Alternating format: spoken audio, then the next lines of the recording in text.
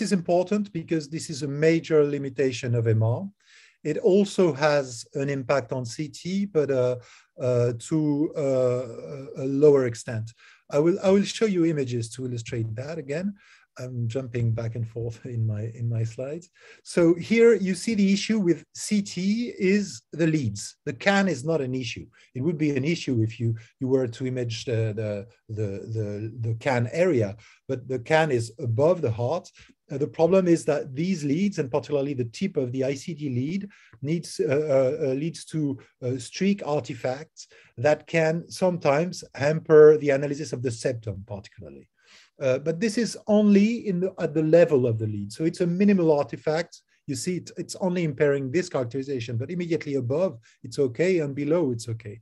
So this is not major. It can be limited using techniques like iterative reconstruction to address these metal artifacts, but it's not a major issue. On MR, it's a much more bigger issue, because if the patient is small enough, and if the can of the ICD is low enough, then it will induce susceptibility artifacts that may cover the entire cardiac area. So there are means to diminish this artifact by using specific sequences that diminish this signal void.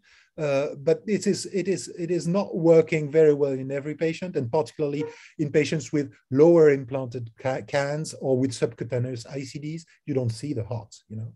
Question for you, Hubert, if I may. You beautifully shown the impact of the ICD can on MRI images with this completely black area.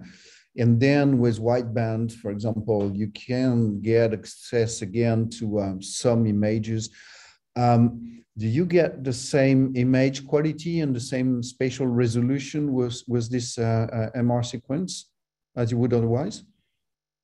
Well, again, it depends on the case. The spatial resolution is not impacted. The problem is that it's a method that allows you to diminish the size of this signal void coming from the can. So if you're lucky, this will be sufficient for you to cover the entire heart.